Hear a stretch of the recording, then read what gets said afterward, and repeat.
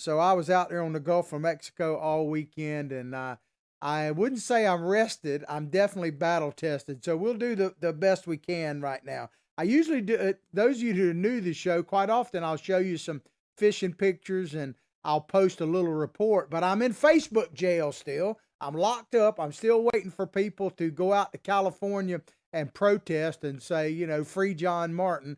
But I think I'm supposed to be out by February 7th, but we're still able to get the video out. So I'm grateful for that, because we're not going to abandon the public square as long as we don't have to. We're going to fight to stay on the air.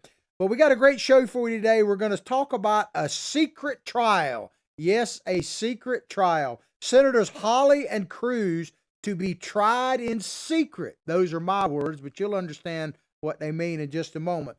But before we go any further, I always have to talk about our sponsors, I should say, because as I often tell you, not everybody can be a fighter, but everybody can support those in the fight. And it is more important now than ever that if you want to hear an alternative to just basically the slobbering over Joe Biden now and the left in the mainstream media, if you want to actually hear some media that cause you to critically think and maybe be seriously entertaining at the same time like our show is, then you got to search us out. You got to support us, support our sponsors, and share the content as far and wide as you can. But our main sponsor is Big Daddy Unlimited, otherwise known as BDU. They are your Second Amendment headquarters, because you can get not only guns and ammunition, yes, I said guns and ammunition delivered to your doorstep at factory direct pricing, but you can get thousands of other items, including all kind of tactical gear, anything related to basically survival type stuff and everything else. Second Amendment headquarters, because they fight for your Second Amendment rights. Big Daddy Unlimited, every single day. And to get to them, all you have to do is look at above the video, no matter where you're watching or when you're watching our show. Scroll down on that description and you will see a link to Big Daddy Unlimited. Click on it, check it out. You cannot beat it. We also have patriotthreads.org, apparel with a purpose. They produce some of the finest all-American t-shirts. You can get them individually or you can buy them for groups. They'll help you with charity events. They'll even do they're what they call a total fulfillment center. So they will make it, design it, and ship it directly to whoever you want it to, and even give a percentage of the profits to whatever charity you choose. Check them out, patriotthreads.org. Remember the promo code JMT, John Martin Talks, JMT, 20% off. If you use that, and we're very grateful, use that code at patriotthreads.org. We're also broadcasting now, at least archived, on Recoil TV, and we're going to talk a little bit more about how to access them in just a moment. But Recoil TV is a YouTube channel. They have a magazine and everything else, and they literally cover Second Amendment issues, from reviews of different type of weaponry, ammunition, accessories, all that kind of stuff. You can see, they got tens of thousands of views on their videos. Check them out. We're archived on it. We have a channel on their network, John Martin Talks. Check it out. And as I said at the top of the show, we are determined to not only stay in the public square like Facebook, Twitter, all that kind of stuff, but we're also determined to make sure we can't be yanked off the air and you can't see our show. So I want to read you this to assure you and tell you how you can continue to watch our show no matter what happens. Due to the move by big tech to deplatform conservative free speech, we will be moving John Martin Talks to a new secure platform. It's under development literally as we speak. Please download the Recoil TV app, and you can find it in the links, like where I showed you, talked about the sponsor. It's in the Apple and Google Play right now while supplies last, so while they keep us from being pulled down, that's for sure. In addition, you can go directly to johnmartintalks.tv, where we're archiving our show there. And as I say, we are going to be your voice of freedom. We are your voice of freedom. Like my friend Craig that founded patriotthreads.org says, the truth starts now. And so to watch our show, no matter what happens, you can always go to www.johnmartintalks.tv. All right, let's get into the show. We're going to use a Politico article as a template here. And this is the title of it says Secret Ethics Panel Will Judge Hawley and Cruz. So we're talking about Josh Hawley and Ted Cruz. You see them pictured there. Josh Hawley is a freshman senator from the great state of Missouri. He actually knocked out, what is her name? Claire, was it Haskins? I can't remember her exact name, but he knocked her out. She'd been there forever and a day. And then Ted Cruz is serving in his second term now as a great senator from the state of Texas. And they are at the forefront because Josh Hawley was kind of leading this, and basically Ted Cruz had his back in challenging the election, the certifying of the Electoral College back on January 6th. Now, Ted Cruz was taking it a step further and essentially saying he was willing to certify the elections if they had a 10-day hold on it while they investigated any kind of election, and we can't say the F word here on John Martin Talks, election mod, so something that rhymes with an F word, which so election mod. Now, we know there was no mod possible, but Ted Cruz wanted to put a hold on it and actually do an investigation. Keep in mind, when you hear people say, oh, it's the election mod has been debunked and investigated, the actual truth of that is it has not.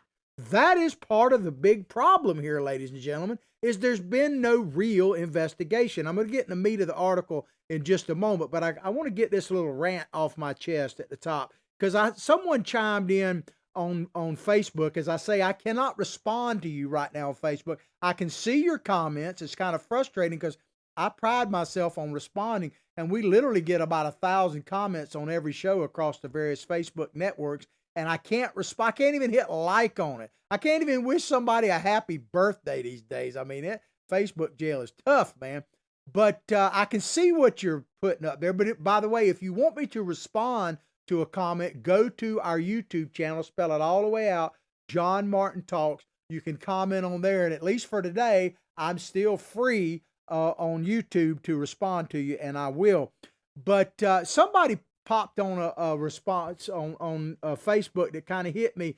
They were talking about, and he was knocking me a bit, which is okay. You don't have to necessarily agree with everything I said. As a matter of fact, if we all agreed on everything, then at least a couple of us would be unnecessary, right? But this guy was saying that he didn't dislike what I was saying, but he wanted to hear more about the way Trump supporters were actually feeling. In other words, he was feeling kind of depressed about what was happening. This is my translation of it, to Donald Trump. And I get you. So I want to kind of respond to that before we get too much deeper in this. And it ties in with this voter mod. As I say, we can't say the F word on here. Let me just tell you how I feel. And I think there are literally millions, I'd be willing to bet, Americans that feel pretty much the same way, or at least certainly similar.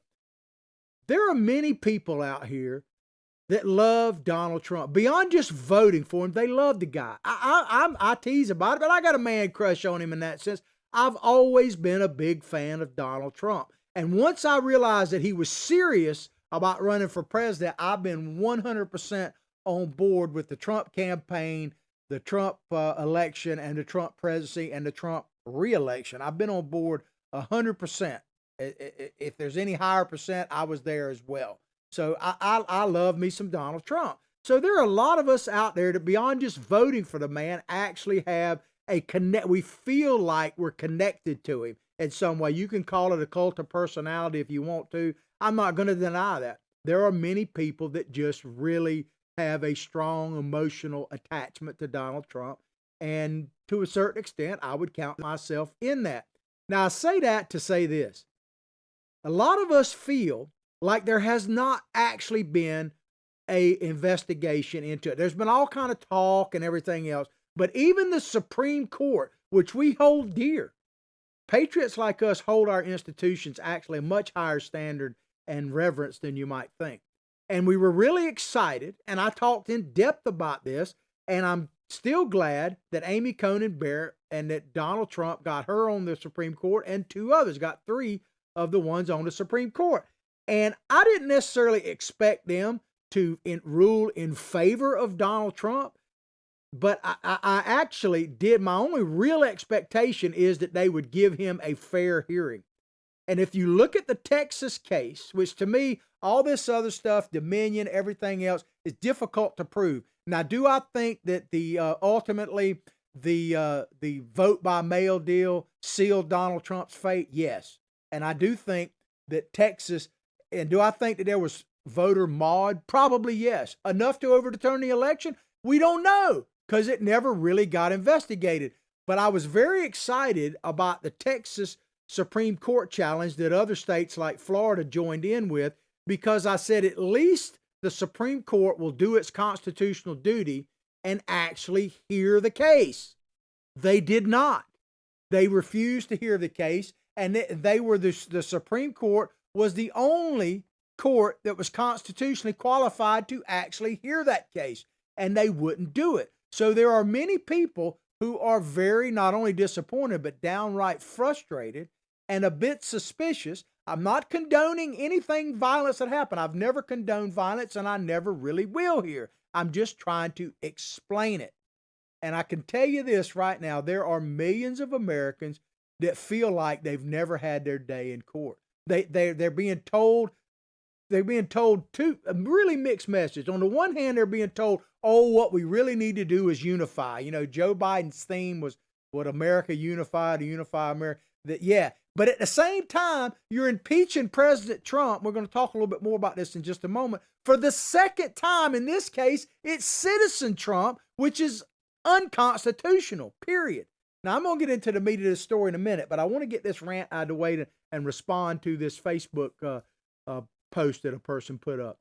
So you shake all that up, and people love Donald Trump. They feel like that he got 10 million more votes than he did in 2016, the most of any sitting president in history. Put Biden aside for just a moment. If I told you that was going to be true on Election Day, I guarantee you snowflakes out there listening that even if you hated Donald Trump, you'd have to say, well, he's definitely going to win. And he didn't. And it shocked the heck out of many of us. We don't understand it. But we're being told to unify. Well, at the same time, you're impeaching citizen Trump, not President Trump, but citizen Trump. And we're being also at the same time told that because we supported Donald Trump, we're actually domestic terrorists. It's not just the ones that are talking about insurrection that climb the Capitol walls and breach the Capitol. If you basically support Donald Trump, you are cut off of, you have no free speech. They want to take your basic inalienable your rights away from you, your God-given rights away from you. They come on there and say you shouldn't even have a job, that kind of thing. I mean, so you combine all that together, and yes, there are millions of Americans, and probably even more than what voted for him, because I guarantee you there are a lot of people that sympathize with Donald Trump that didn't vote for him, didn't vote for anybody. So there are literally tens of millions of Americans that feel in some form or fashion that there's no place for them in the current America. And we're not going anywhere. Like Mr. Maximo said at the Republican convention, the Cuban American, the Florida native, now Florida citizen, an American citizen, there's nowhere else to go. And so you're pushing us in a heck of a corner. And now two people that we said finally someone has the courage to step forward and stand up, you're going to put them in a secret trial. And so let's get into that. But I just had to get that off my chest. So this is a Politico story. Former President Donald Trump's impeachment trial will be conducted on the Senate floor live on TV. What ratings that will get, right? The Senate investigation into Senators Ted Cruz and Josh Hawley will take place behind closed doors by one of the most secretive committees in Congress. So now, ladies and gentlemen, and this is the Senate Ethics Committee, by the way, so we'll get that out of the way and then we'll talk about it. But here, you can't have a difference of opinion, because at the end of the day, Ted Cruz and Josh Hawley simply had a difference of opinion with other senators and other voters and everything. They didn't come out and say there was absolutely fraud. They questioned, and I said the F word, I'm sorry, mod. They questioned it. But you're not allowed to do it. They're elected representatives, at the highest chamber in really the world, but the U.S. Senate, the most exclusive club there is, yet they're not allowed to ask questions. In fact, they're going to be put on trial because, believe me, that's what a Senate ethics investigation is. You can be expelled from the Senate from that, which is the ultimate goal of all this nonsense. But you know what else is really on trial? And if you don't believe this, ladies and gentlemen, you need to take your head out from under a rock. To me, this is troubling, period. Because free speech is on trial in the United States. I thought we settled that a long time ago, that our birthright as Americans was life, liberty, the pursuit of happiness, and free speech is right at this. It's the First Amendment, for God's sakes. The Bill of Rights, if you don't know what I'm talking about. It's the very first one for a reason. Yet free speech is literally on trial right now. And then you hear this stuff, and we're going to play a video here in just a second, a series of videos actually. But this term, the enemy, is within. And some of these Democrats, including Nancy Pelosi, which I'm going to play extensive. I give you a warning, we're going to play Nancy Pelosi in a few, in a trifecta, I think here. But the term, the enemy, is from within. Because they quote the Constitution to protect us from both, when they take their oath of office, from enemies, both foreign and domestic. Well, if you're listening to this show, there's a good chance you're a domestic enemy now. And if you are not, you might soon will be. Because what's the old saying? When they came for such and such, I said nothing. And finally, when they came for me, there was nobody left to question it, basically. That's where we're at. But listen here, and I'll tell you kind of why I'm playing this after the fact. Listen, this is Nancy Pelosi, and she's basically accusing President Trump of treason, in my opinion. Check it out. And on the threat, House Speaker Nancy Pelosi tonight saying the enemy is within, saying members of Congress want to bring guns onto the floor and have threatened other members. And the newly sworn-in Congresswoman and the videos now, what she said to a survivor of the Parkland shootings and what she said about the Las Vegas massacre. ABC's Rachel Scott back on the Hill tonight. Tonight, 3 weeks after the storming of the Capitol, House Speaker Nancy Pelosi calling for greater protection for members of Congress, insisting they now face an enemy within. We will probably need a supplemental for more security for members when the enemy is within the House of Representatives. When asked who she was talking about, Pelosi saying this. We have members of Congress who want to bring guns on the floor and have threatened violence on other members of Congress. She didn't mention names, but Pelosi's words likely a veiled reference to newly elected Congresswoman Marjorie Taylor Greene of Georgia. In a widely shared video from 2019, Greene declaring Pelosi a traitor, implying she should be executed. It's a crime punishable by death, is what treason is. Nancy Pelosi is guilty of treason. It's not the only video coming back to haunt the Congresswoman. She also posted this one, questioning whether the mass shooting at a country music festival in Las Vegas was a setup by liberals to rally support for gun control. So I am really wondering if there's a bigger motive there, and does it have to do with the Second Amendment? That, of course, is not true. Authorities determined the shooter, Stephen Paddock, acted alone. A motive was never determined. Greene also shown on this 2019 video chasing David Hogg, a teenage survivor of the Parkland school shooting. Hogg was on Capitol Hill lobbying for tougher gun laws. But yet you're attacking our Second Amendment.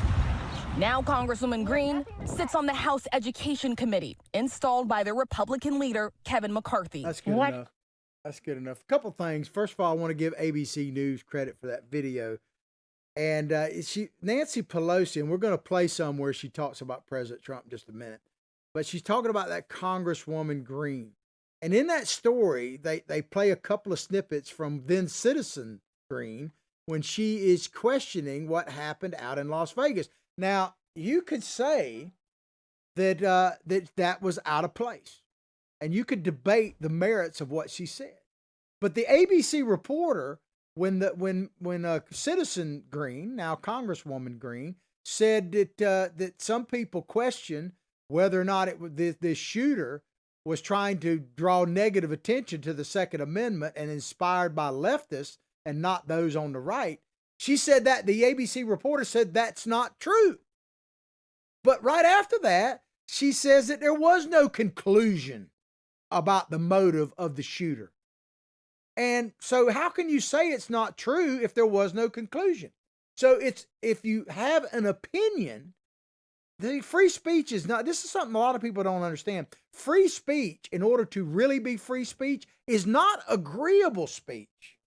You have to be willing to listen to speech you totally disagree with. You can change the channel. You can debate that person. That used to be the way we would do things. Or you can just not say a word, whatever you want to do. But what Congresswoman and then Citizen Green was saying there was open speculation, an opinion that was being pushed, that was even discussed on mainstream media. So you may think what she said was controversial, but it was certainly within the confines of free speech. It may be a reason not to vote for her, but it's not a reason to expel her from the Congress. You know, that's totally different because people voted her in. And then the second part, when Citizen, now Congressman Green, was questioning the guy from Parkland shooting, well, that young man put himself at the forefront of attacks on our very Second Amendment rights. He became, what was his name, Hodge or Hogg or something like that? He became basically the poster child for all things anti-Second Amendment. So in that sense, he was fair game. She wasn't attacking him as a survivor of Parkland shooting. She was attacking him, if you want to call it. She was questioning him about his turning that into basically a campaign against the Second Amendment.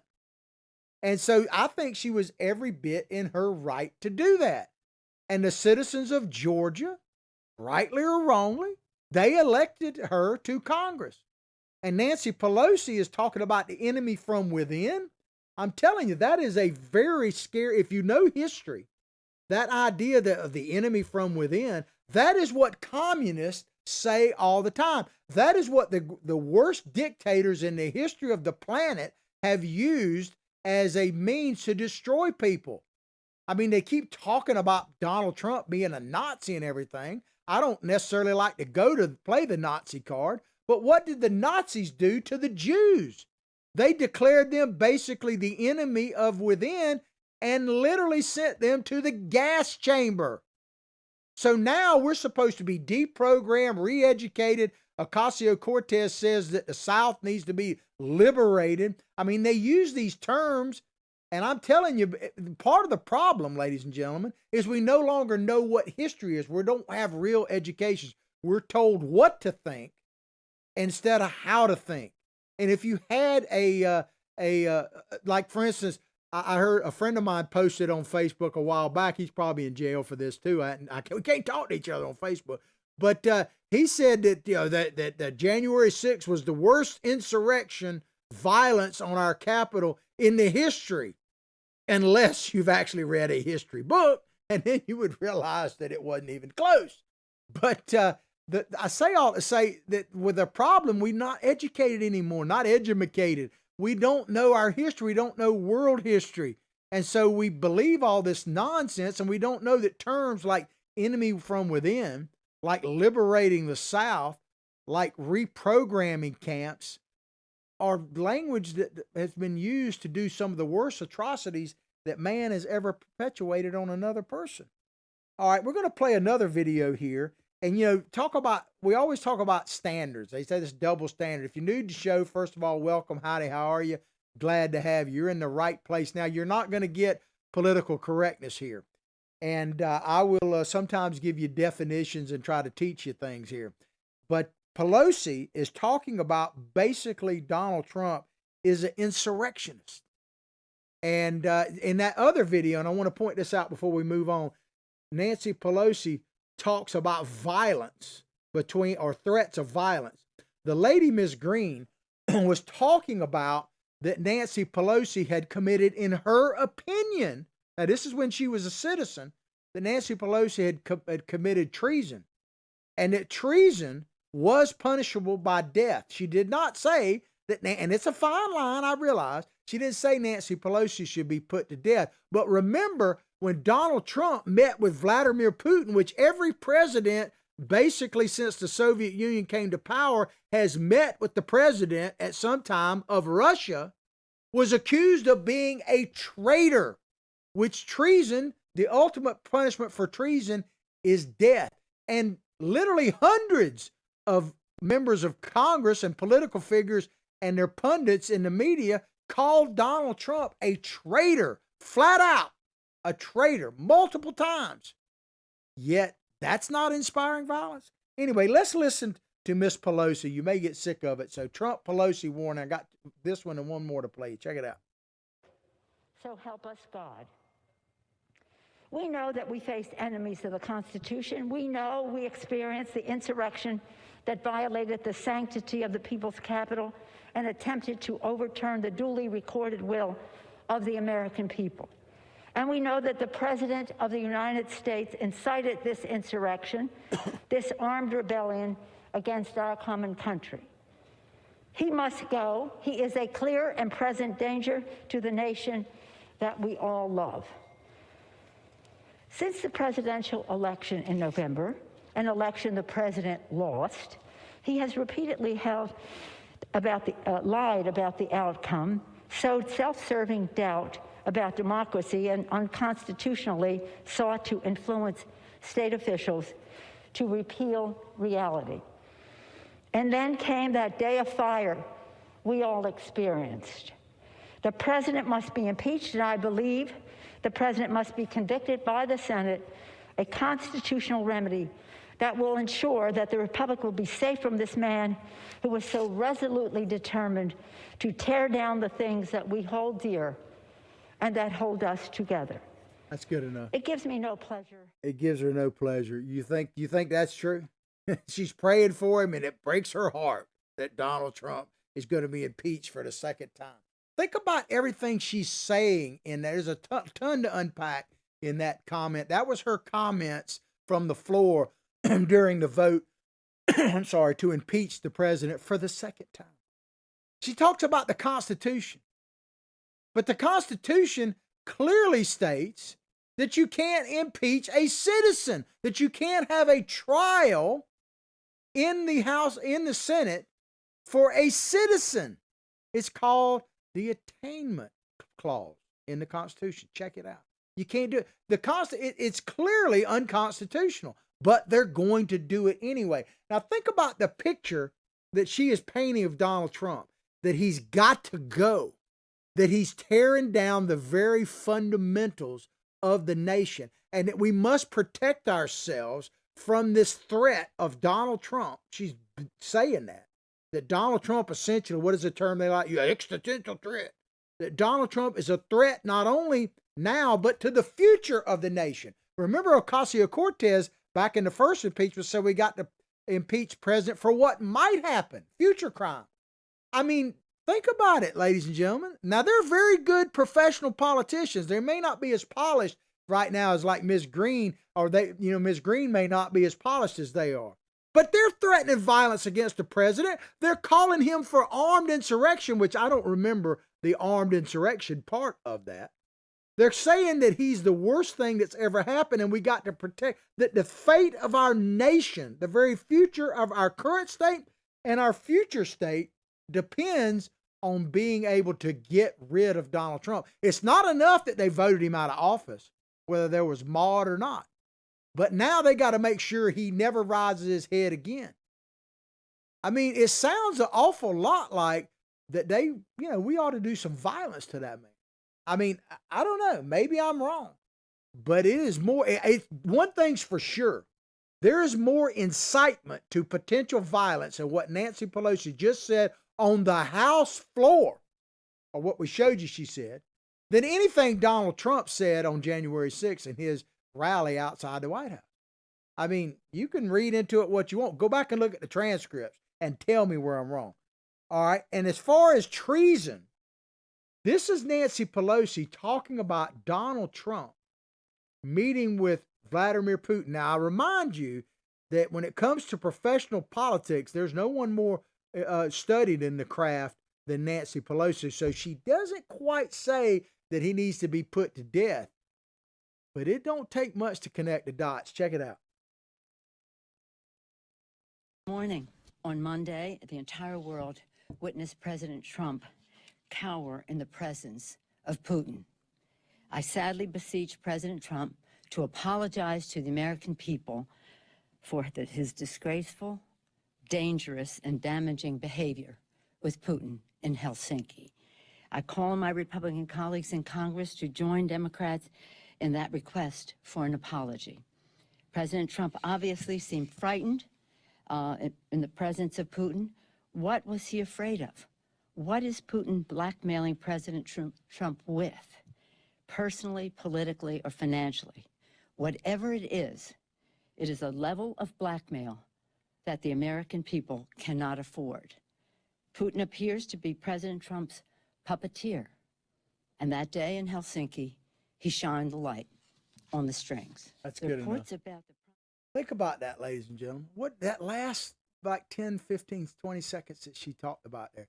She's saying at that moment that Donald Trump, the president, the duly elected president of the United States of America, is literally a double agent or a secret agent for Vladimir Putin and the Russians. That Vladimir Putin is controlling the White House through Donald Trump. That he has some without evidence. You know, they never say that in anything that the left says. You talk about standard. As I said, there is no double standard. There's only one standard.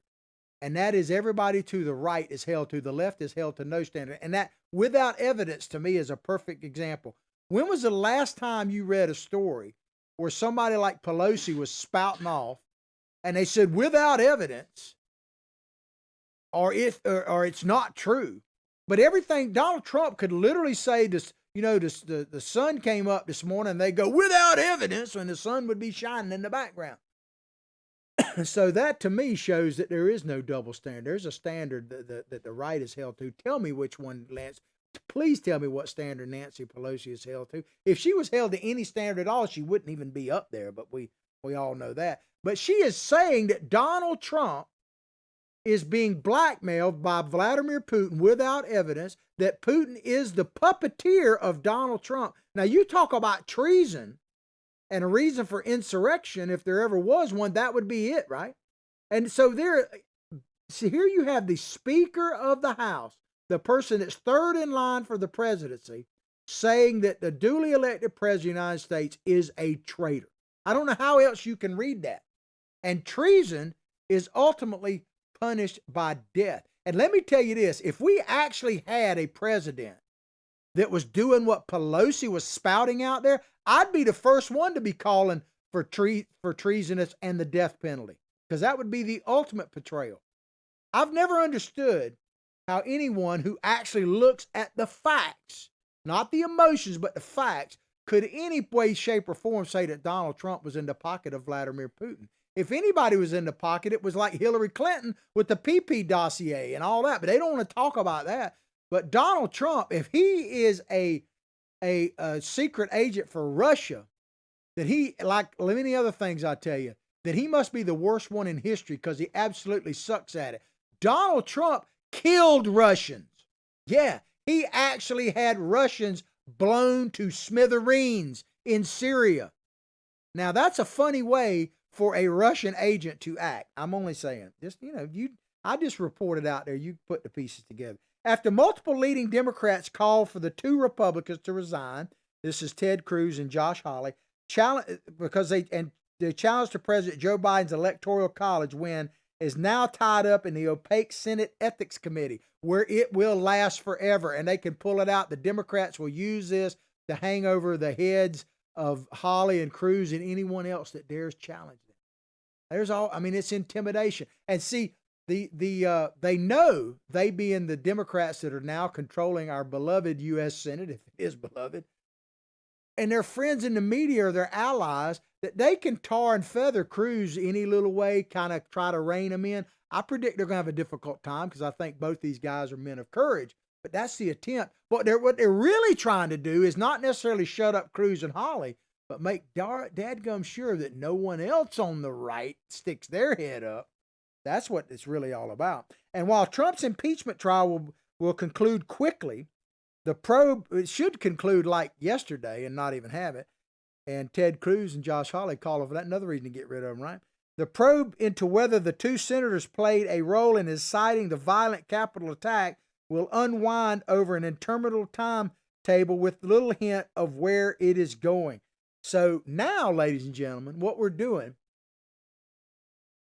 with impeaching citizen Trump, and you combine this with duly elected senators that were exercising their constitutional duties, or certainly their constitutional rights as elected senators, they are now the enemies from within.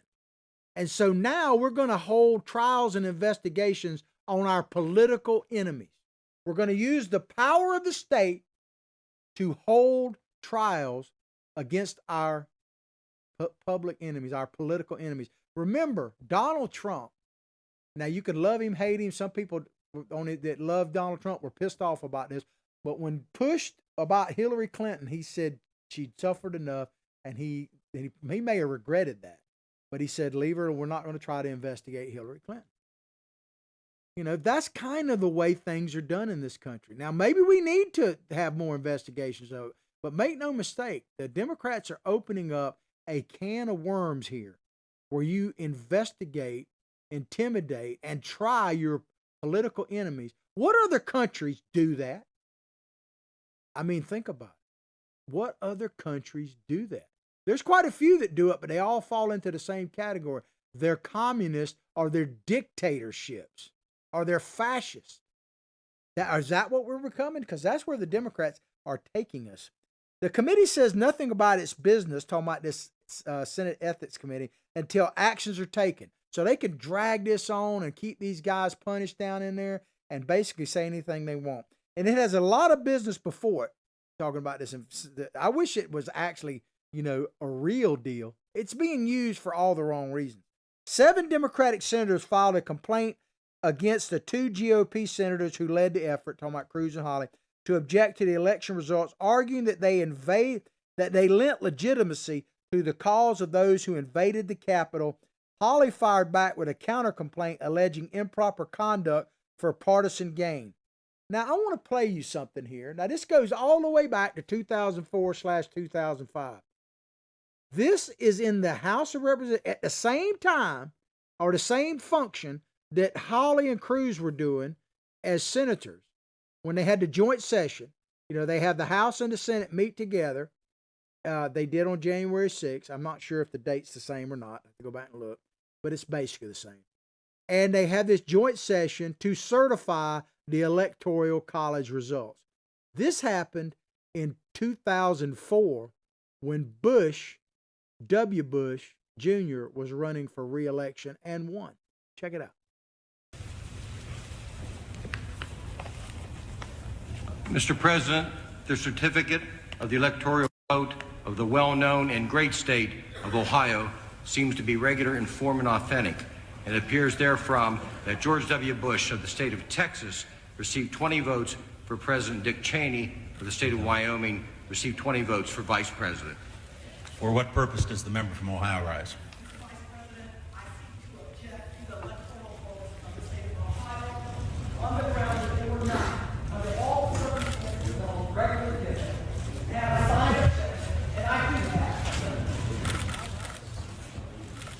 Has the senator signed the objection?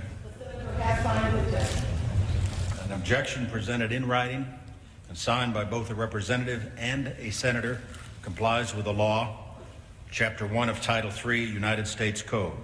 The clerk will report the objection.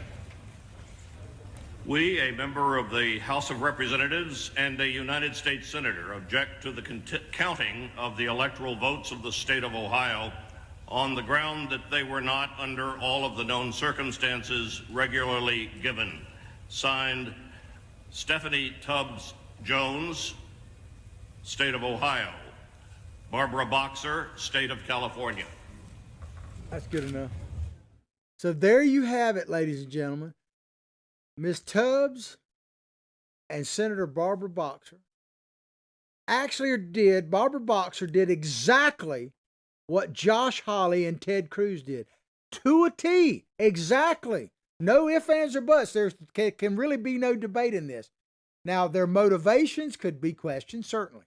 But her action, Barbara Boxer, as a U.S. Senator, was exactly what Josh Hawley did. Was there an ethics investigation into her? Absolutely not. And who was in control then? You saw Denny Hastert in the background. He was the Speaker of the House. You saw the President of the Senate, Vice President Dick Cheney. Did they call for investigations? No. Dick Cheney, as President of the Senate, did exactly what Mike Pence did. He just referred it back. Now, there wasn't rioting in the streets and all that. I grant you that. But the actions by the senator and the congresswoman were exactly the same exact things that happened on January 6th. Yet, somehow it triggers an ethics investigation. All they were doing is, you don't have to agree with them, but they were simply doing what they are allowed under the Constitution with the office that they were elected to. There is no double standard, I'm telling you. Back to this article. The panel is led, talking about the Senate Ethics Committee, is led by Chairman Chris Coons, Democrat of Delaware. He's the guy that took Biden's spot when Biden became vice president, who called for Cruz, Texas, and Hawley to resign. So this guy who's chairing this committee publicly called for Ted Cruz and Josh Hawley to resign, as I remind you, for doing exactly what the Democrats had done more than once. They've done it the last 3 times a president has been elected on the Republican side. The Congress and senators on the Democratic Party have challenged it the same way Cruz and Hawley did. But it's not an insurrection, and it's not treasonous when they do it. There's no conflict in this thing when you have this guy publicly calling for them to resign, and now he's going to be the chair of the committee that's going to try them, basically. And believe me, it is a trial in secret. While Trump will learn his fate in a much-anticipated public vote at the conclusion of his trial, the debate over what punishment, if any, the panel recommends for Hawley and Cruz or the Democrats will grind away behind closed doors. Well, I guess we shouldn't be surprised, because Donald Trump was tried behind closed doors in the dungeon by Shifty Schiff in the dungeon of the Capitol, was he not? And they weren't allowed to cross-examine the witnesses or anything. But this time, when they impeached Donald Trump, heck, they didn't even have the courtesy to give him a trial in the dungeon. They just didn't call any witnesses whatsoever. I mean, I can't imagine. Think about this. You were found guilty, at least by the House, without hearing one piece of testimony. Check my time. We're about out of time. We got a few minutes left here. The committee's rules, talking about the Senate Ethics Committee, keep all actions of the panel secret without approval by a majority of the committee. The last press release the committee released was in 2017, confirming an inquiry into former Senator Al Franken. Remember old Al? There he is, faking like he's grabbing a hold of that. That's a reporter, by the way. This was in Afghanistan tour. Al Franken. But let me tell you, before you start going, about Al Franken and how he resigned from the Senate, the only reason that they hammered Al Gore, the Democrats got Al Franken to resign, is because they wanted to be able to attack Donald Trump on the Bush tapes, the old grabbing tapes that were released. And they realized that they couldn't push this idea of Donald Trump being a molester of women if they let Al Franken, that they had documented proof. Because remember, Donald Trump never said he did that. He said he could have done that. But Al Franken admitted that he did all this stuff. So that's the only reason. It wasn't because they were, all of a sudden had a bunch of ethical behavior. They had some crisis of conscience. They just wanted to get Trump. The 7 Democrats who launched the investigation said they considered various options of how to address Hawley and Cruz's role after several Democrats called for their GOP colleagues' resignation. Well, let me just ask you, ladies and gentlemen, is it too early for this meme about Joe Biden being impeached? Do we need to impeach him? Because and here's the other thing, talk about double standards. Are we going to have people, because there's a talk about the Democrats losing House seats and the Republicans taking over Congress.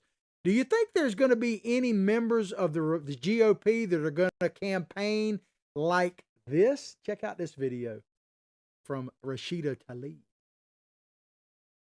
Famous. I jumped ahead on my producer. And you win. And when your son looks at you and says, Mama, look, you won. Bullies don't win. And I said, baby, they don't. Because we're going to go in there, we're going to impeach the motherfucker. There you go. You think anybody's going to run their campaign, a GOP guy, saying, we're going to go in and we're going to impeach that old crusty dude? Yeah, right, man. Right, man. But I'm going to play you one more video, and then we'll end the show. This is, skip ahead, my producer, to Chuck Schumer. Because we're talked about double standards and threats of violence and Donald Trump inciting violence. And now we got 2 senators that are going to go under House ethics for inciting violence. Remember this just a little bit late last year when Chuck Schumer, who God help us is now the majority leader of the U.S. Senate, was on the steps of the Supreme Court saying this. And they're taking away fundamental rights. I want to tell you, Gorsuch, I want to tell you, Kavanaugh, you have released the whirlwind, and you will pay the price. You won't know what hit you if you go forward with these awful decisions. The bottom line is very simple. We will stand with the American people. That's good enough. We will stand with the... There is more incitement to violence. I mean, when someone, can you imagine Donald Trump saying, you're going to reap the whirlwind. You're going to rue the day we're coming to get you. I mean, they'd be putting the dude up in a firing squad, would they not? But here you have Chuck Schumer saying to the Supreme Court right on the steps that we're going to come and get you. We're coming after you. You're going to rue the day where you're going to reap the whirlwind. Where's the Senate ethics investigation into Schumer? He should be called to resign because I'm telling you, he doesn't have maybe freedom of speech. There you go, freedom of speech. But he doesn't, it's not part of his constitutional obligations to attack the U.S. Supreme Court. Josh Hawley, and I was going to play it again, but we're out of time. Josh Hawley and Ted Cruz, you don't have to agree with what they did, but what they did was totally legal, totally constitutional, has been done by Democrats the last 3 times a Republican has won the White House. And you compare what they're accused of to what Chuck Schumer actually just showed you on that. I mean, just tell me, it is crazy times we live in. All right, well, we've come to the end of the show today, and I appreciate you watching. I appreciate you spreading the word. Remember our sponsors. Check out them in the links that we showed you before, because like I say, not everybody can be a fighter, but everybody can support those in the fight. I hope you've enjoyed the show as much as I've enjoyed bringing it to you. Check out our YouTube where I can make comments, John Martin Talks. I'll pray for your family. You pray for mine. Let's all pray for this nation because, man, she deserves it and needs it now more than ever. But above all else, like I say each and every day, from my heart, from my family to yours, have a blessed day.